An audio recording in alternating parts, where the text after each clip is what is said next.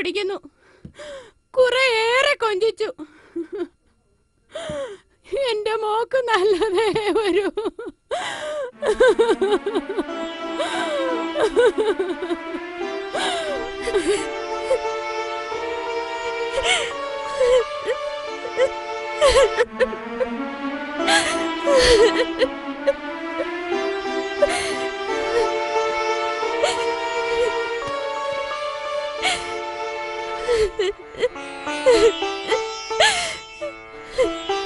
ഈശോയെ, ഈ പാവം പിടിച്ചിട്ട് എന്തിനിങ്ങനെ പരീക്ഷിക്കുന്നു? ഒന്നുറക്കെ കരയാൻ പോലും എനിക്ക് സ്വാതന്ത്ര്യമില്ല. കേട്ടില്ല.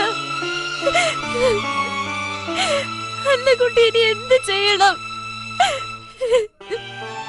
ഒരു കഴിവില്ലാത്തവളായി അന്നക്കുട്ടി. എന്റെ ആഗ്രഹം സാധിച്ചു തരില്ല. എന്ത് ത്യാഗം സഹിക്കാനും ഞാൻ ഒരുക്കുക. ആരൊക്കെ വെറുത്താലും നിന്റെ തിരുമുറിവുകളെ ഓർത്ത് ഞാൻ സഹിച്ചോളാം. ഒരത്ഭുതം പ്രവർത്തിച്ച് എന്നെ വീട്ടിൽ നിന്നൊന്ന് രക്ഷപ്പെടുത്ത്.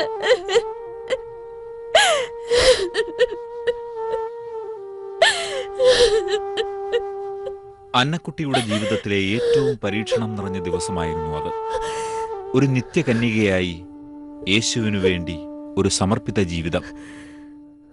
കുഞ്ഞുനാളിലെയുള്ള ആഗ്രഹം ഇതാ തച്ചുടയാൻ പോകുന്നു.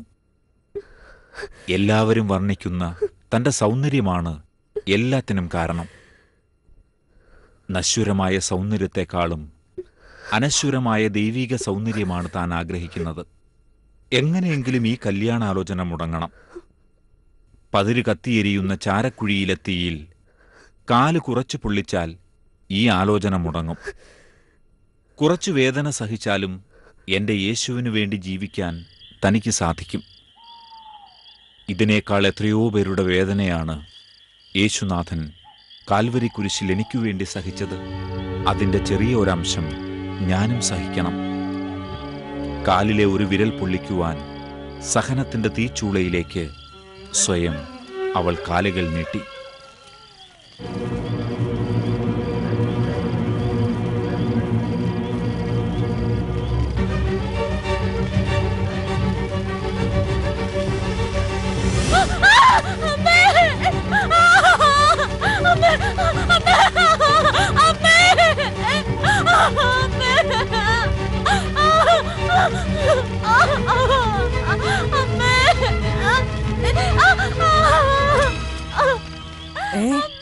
അന്നക്കുട്ടിയുടെ ശബ്ദമല്ലേ കേൾക്കുന്നേ? ആരവിടെ കരയുന്നേ? നിനക്ക് അന്നക്കുട്ടിയെ, അന്നക്കുട്ടി, നീ എവിടെ? അന്നക്കുട്ടി, നിനക്ക് എന്ത് പറ്റി? അന്നക്കുട്ടിയെ, അന്നക്കുട്ടി, നീ എവിടെയാ? അന്നക്കുട്ടിയെ, ഇത് ഇവിടെ എവിടെയാ?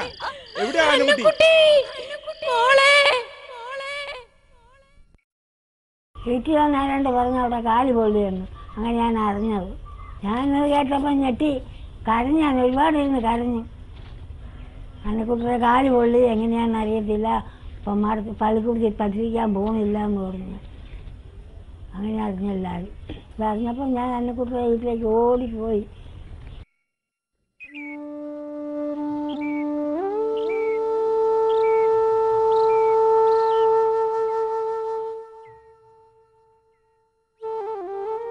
എന്റെ കർത്താവേ, എന്റെ കുഞ്ഞിന് എന്നാ പറ്റി?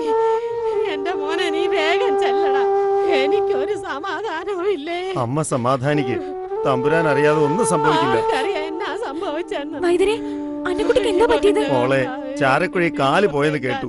കാല് പൊള്ളിയെന്നാ തോന്നണേ. ഞാൻ അങ്ങോട്ടൊന്ന് പോകുക. വേണ്ട മോളെ, ഞാൻ അന്വേഷിച്ചിട്ട് വരാം. ഞാനും കൂടെ വെട്ടാന്ന് ചോദിച്ചാൽ കൊണ്ടുപോയില്ല. എന്നെ ഇങ്ങോട്ട് കൊണ്ടുവരാമെന്ന് പറഞ്ഞു. വല്യമ്മ അപ്പനും ഭയങ്കര അടിപൊളിയായിരുന്നു. രണ്ടുപേരും ഒരുപോലെ അന്നമ്മേന്നും പറഞ്ഞ് വിളിക്കാൻ അടിപൊളിയായിരുന്നു.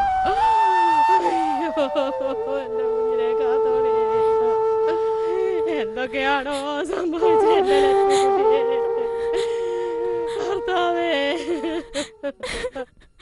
അന്നക്കുട്ടിക്ക് വേണ്ടി ഞാൻ അമ്പലത്തിൽ പോയി വഴിപാട് കഴിച്ചു, 2 പ്രാവശ്യം പോയി വഴിപാട് കഴിച്ചു. പായസവും കഴിച്ചു, എണ്ണയും മേടിച്ച് വിളക്കിന് കൊടുത്തു 2 ദിവസം. അവർക്ക് എന്ത് വേണേലും ചെയ്യാൻ ഞാൻ തയ്യാറായിരുന്നു. അന്നക്കുട്ടിയുടെ കാല് പുറത്തുനിന്ന് പ്രാർത്ഥിച്ചുകൊണ്ടിരുന്നു, കാല് പുറത്തു.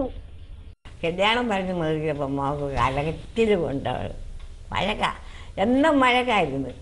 കെട്ടിക്കുന്ന വന്നു കാര്യം പറയാൻ. അതിനവൾ ഉമ്മയിലിരിക്കാത്തത് കൊണ്ട് കാല് കുത്തിക്കയറ്റും. പഴയ കാലത്തിലേയും വെള്ളി കുത്തിപ്പൊളിച്ചല്ലേ, പഴയ കാലത്തിൽ അങ്ങനെയാണ്. കാല് പൊള്ളിയതിനു ശേഷം അമ്മച്ചി അന്നക്കുട്ടിയെ കണ്ടിട്ടുണ്ടോ? ഉണ്ട്, കുട്ടിയാത്തോളം ഞാൻ അന്നക്കുട്ടിയെ കണ്ടു. എൻ്റെ അച്ചായനുമായിട്ട് അവിടെ ചെന്ന് എൻ്റെ അപ്പനുമായിട്ട് വർത്തമാനമൊക്കെ പറഞ്ഞു. അപ്പനെയും കണ്ട് അന്നക്കുട്ടിയെയും കണ്ട് അവിടെ അപ്പനെയും കണ്ടേച്ചൊക്കെയാണ് പോകാൻ. അവളുടെ കാല് ഒരുപാട് പൊള്ളിയിട്ടുണ്ടായിരുന്നു.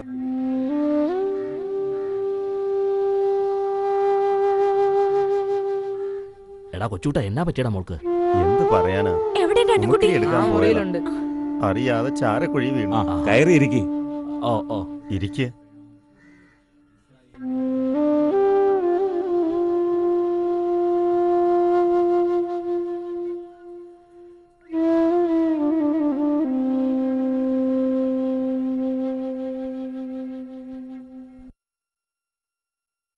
എടേ അന്നക്കുട്ടി, ഇതെന്നാ പറ്റിയടി? ഉമ്മിക്കരി എടുക്കാൻ പോയതാ, കാല് തന്നെ തീക്കകത്ത്. വേദന ഉണ്ടോ? പിന്നെ വേദനയില്ലാതിരിക്കോ? മുട്ടുവരെ പൊള്ളി തൊലി ഉരിഞ്ഞു പോയി. ഒന്നും പുറത്തു കാണിക്കല. വേദനയെല്ലാം ഈശോമിശിഹായ്ക്ക് വേണ്ടി കാഴ്ചവെക്കുക. നല്ല സന്തോഷത്തിലാ. സഹിക്ക് എന്റെ ചങ്ക തരുവാ കുഞ്ഞെ. കരയാതമ്മേ, അന്നക്കുട്ടിക്ക് സങ്കടാവും. സങ്കടം ഞാൻ പറഞ്ഞില്ലേ, സന്തോഷമാ സന്തോഷം.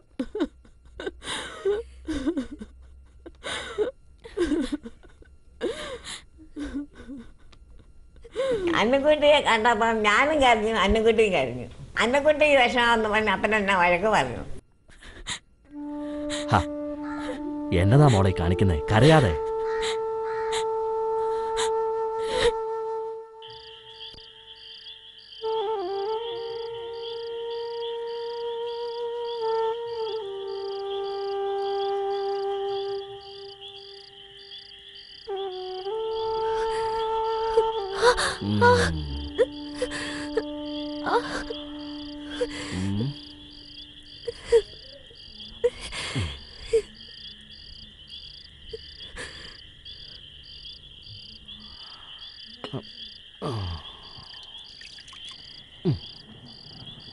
എങ്ങനെയുണ്ട് വൈദ്യരെ?